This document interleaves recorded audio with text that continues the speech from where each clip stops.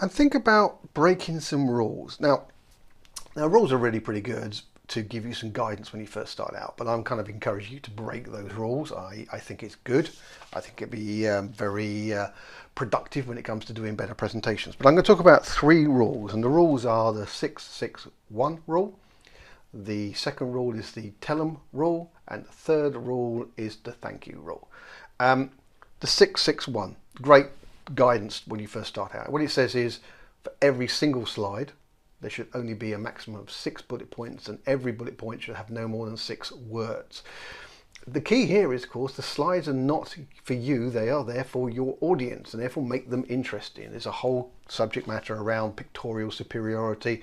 You can see on the screen right there, there's a nice image, and I'm not having bullet points that talk about the kind of rules I'm discussing. That image is far more powerful, picture superiority. But the first thing is, look at your slides. If you've got more than 6 bullet points and each of those bullet points have got more than 6 words, stop, trim it down. And I would say then break the rule. Try and instantly break the rule. Ideally, get to a point where there are no bullet points and no words. It's much better. As I said, the slides are there for your audience, not for you. They are not your reference material. But if you can't go straight to that, reduce it. Reduce it down to 4 bullet points with 4 words. 2 bullet points with 2 words.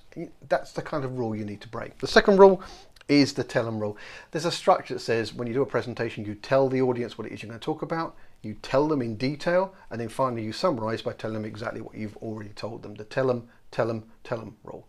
I don't like it. It's a waste of time as far as I'm concerned. There is a reason for doing that in certain kind of training scenarios, but in a presentation, repetition like that is not great. So I would urge you to break that rule. And finally, the thank 'em rule. Yeah, absolutely. Thank the audience, of course, but actually, why are you doing this? Remember, we're trying to prove, educate, or convince. So there has to be some sort of call to action at the end of the presentation, not a polite thank you very much for attending. Yeah, so what? That's very nice, but why were you there in the first place? So think about breaking some rules when you're doing presentations. Trust me, the audience will appreciate it.